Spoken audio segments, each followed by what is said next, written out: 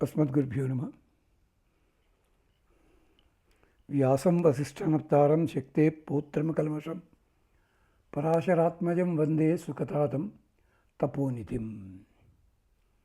భగవద్బంధువులారా, TKV Raghava పాండవీయంలో తరువాతి భాగంలోకి అడుగు పెడుతున్నాం.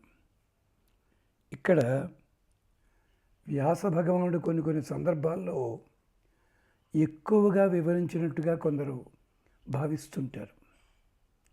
ఇక్కడ అర్జునుడు రథసారథిగా రావడం, భీమసేనుడు మరో రూపంలో రావడం, ఇలాంటివన్నీ కొంచెం ఎక్కువగా వర్ణించారేమోనండి, అందుకు గ్రంథం పెరిగిందేమో అనుకుంటారు.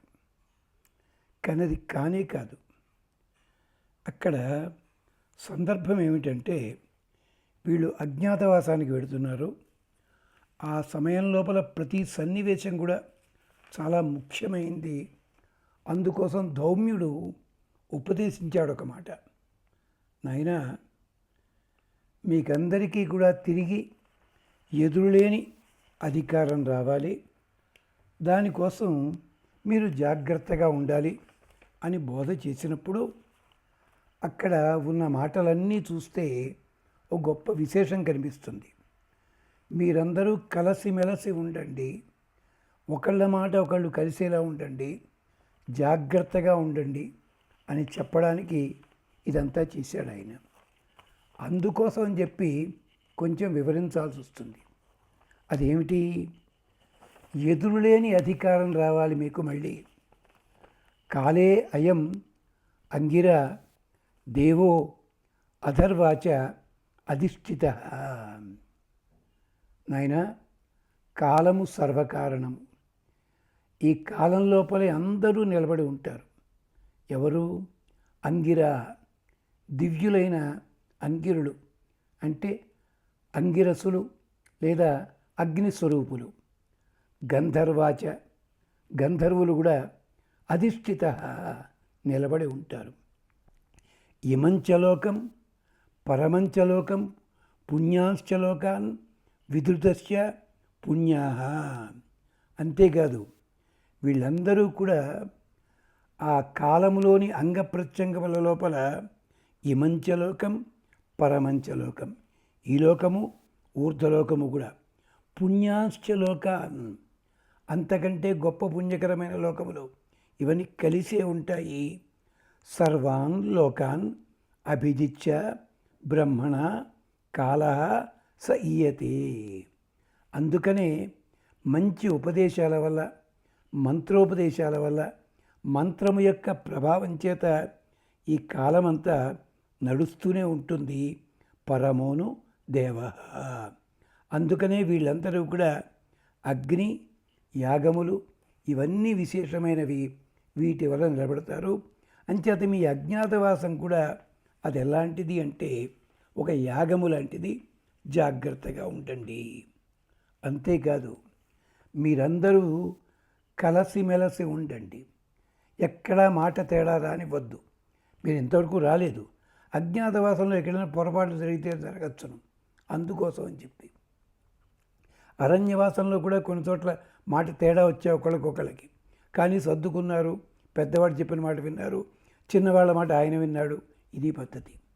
అదే అంటుంది వేదంలో ఒక భాగం, సహృదయం సామనస్యం అవిద్వేషం కృణోమి అన్యోన్యం అభిహర్యత వత్సం జాతమివ అగ్న్యా. ఒక్కసారి మళ్ళీ ధౌమ్యోపదేశం చూసుకోండి, ఋషులోపదేశం చూడండి, ఇది ఖచ్చితంగా తెలుస్తుంది. మీకందరికీ కూడా ఒకే హృదయం ఉండాలి, ఒకే మనస్సు ఉండాలి. అవిద్వేషం, ఒకళ్ళ మీద ఒకళ్ళకి విద్వేషం పెంచుకోకండి. అభిప్రాయ భేదాలు ఉండొచ్చును, కోపాలు తెచ్చుకోకండి. తాత్కాలికంగానే ఉండాలి. అవిద్వేషం కృణోమి అన్యోన్యం అభిహర్యత. ఇది సోమనస్య సూక్తం అని చెప్పి అధర్వణ వేదంలోది. దాంట్లో చెప్తారు, అన్యోన్యం అభిహర్యత. మీలో మీ రూపాలు తేడా ఉండొచ్చు, భావాలు తేడా ఉండొచ్చు, అలవాట్లు తేడా ఉండొచ్చు. అయినప్పటికీ ఒకళ్ళతో ఒకళ్ళు కలిసి ఉండండి. ఎలాగా? వత్సం జాతమివ అగ్నియ. ఒక ఆవు పుట్టిన దూడలుంటాయి, అవి పెరుగుతున్నాయి. పెరుగుతున్న కొద్దీ కూడా వాటిల్లో తేడాలు ఉండొచ్చుగాక, కానీ ఒకదాన్నొకటి ప్రేమగా చూసుకుంటాయి. అలా ఉండండి. మా భ్రాత భ్రాతరం ద్విషత్, మా స్వసారం ఉత స్వస, సంయంచ సవ్రతా భూత్వా వాచం వదత భద్రయ. మీరు మాట్లాడే ప్రతి మాట చూసుకుని ఆలోచించుకుని మాట్లాడండి. మా భ్రాత భ్రాతరం, సోదరులు ఎవరు కూడా ఒకళ్ళతోడొకళ్ళు ఎప్పుడూ కూడా ద్విషత్, ద్వేషించుకోకండి.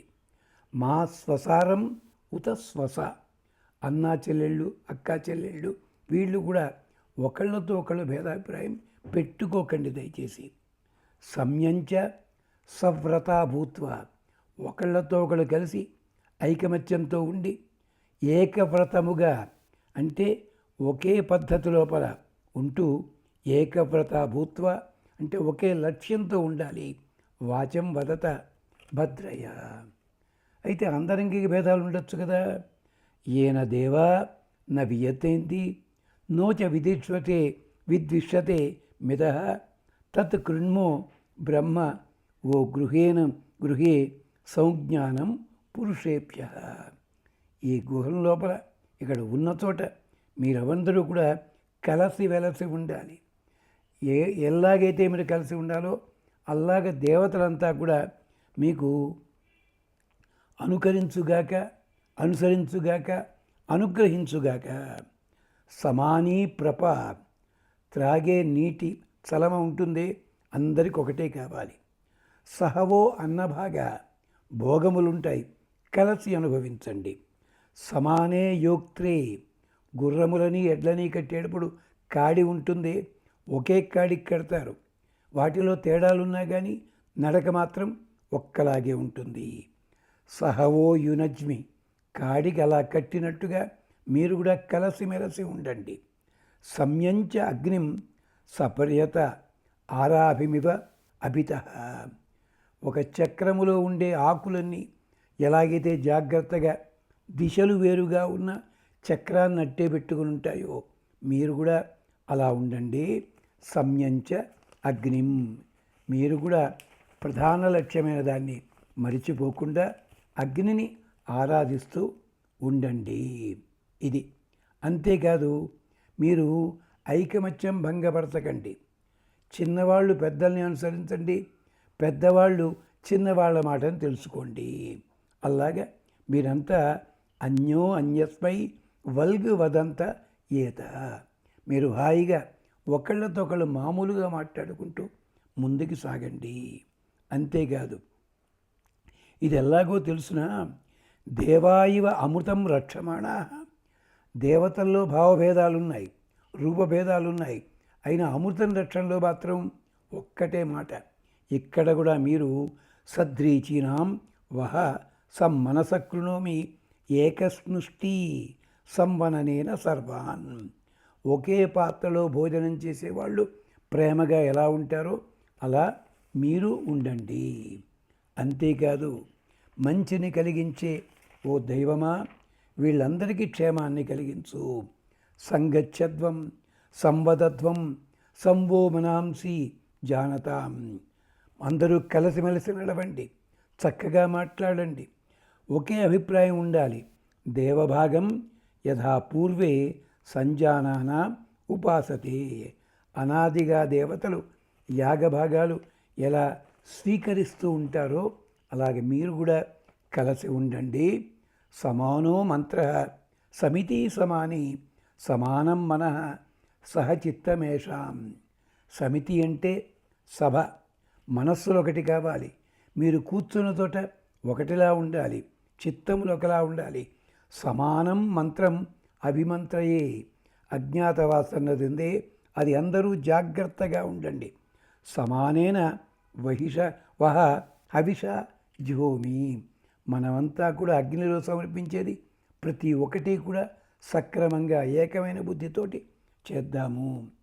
సమానీవ ఆకూతి, మన సంకల్పం ఒకటి కావాలి. సమాన హృదయాన్ని వహ, మన మనస్సులు ఒకటి కావాలి. సమానమస్తు ఓ మనః.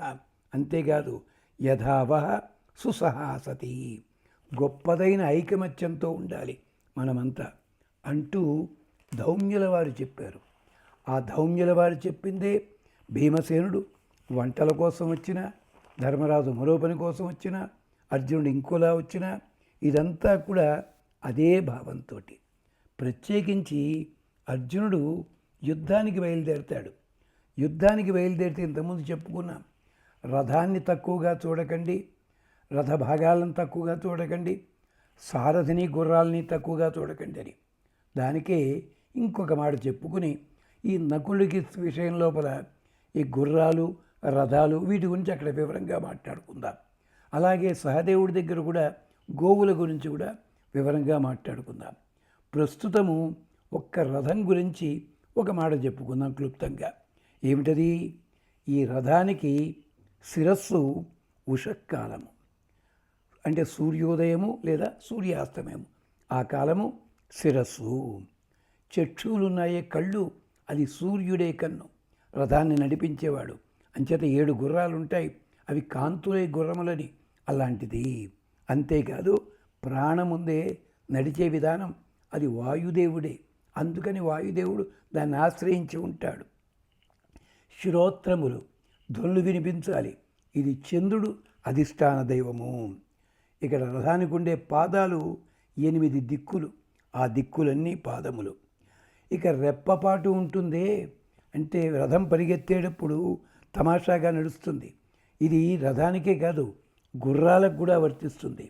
గుర్రముల రెప్పపాటు ఉందే, అది కేవలము మూలలు, అంటే 4 దిక్కులున్నాయి, 4 మూలలు అవన్నమాట. అలాగే ఈ కణుపులుంటాయి శరీరంలో భాగాలు, అవేమిటి అంటే గ్రంథులు, అవేమిటంటే రాత్రి పగలు. ఇక సంధులుంటాయి, అది కూడా అర్ధమాసాలు ప్రతి చోట కూడా. గిట్టలు చైత్రాది మాసములన్నీ కూడా. దాని ఆత్మ సంవత్సరం. అలాగే వాటికి జూలుంటుందే, అది సూర్యుని కేశములు. అలాగే అశ్వము యొక్క రూపమంతా నక్షత్రాలే, అది దేవతలక్కడ.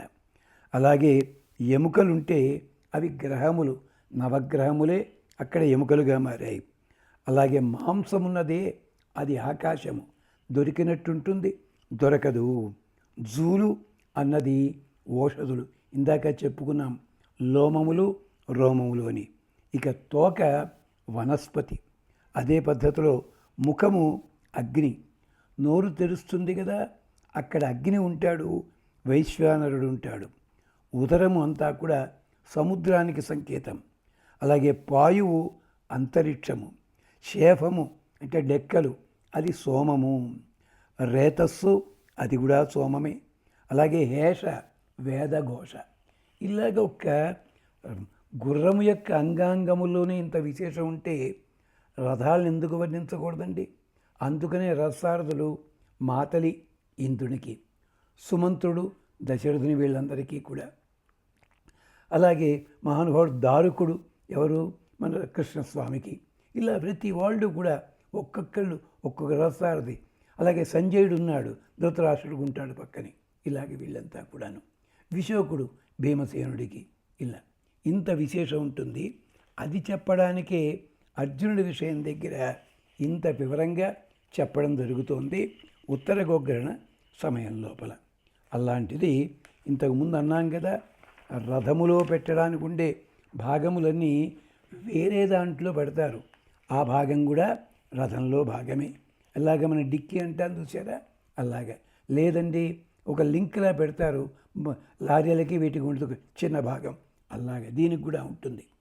రథవాహనం హవిరస్య నామ, యత్ర ఆయుధం నిహితం అస్య వర్మ, తత్ర రథం ఉపశగ్మం సదేవం విశ్వ వయం సుమనస్యమాన. దానికి కూడా వేదమంత్రము. అందుకనే మహాభారతం పూర్తిగా వేదమని చెప్పడంలో ఇదే కారణము. యత్ర అస్య ఆయుధం వర్మ, ఏ చిన్న వాహనంలో అయితే ఈ యజమానికి సంబంధించిన ఆయుధాలు కవచాలు నిహితం ఉంచబడ్డాయో, అస్య రథవాహం, దీని పేరు నామ, అస్య రథవాహం, దీనికి రథవాహనము అని పేరు.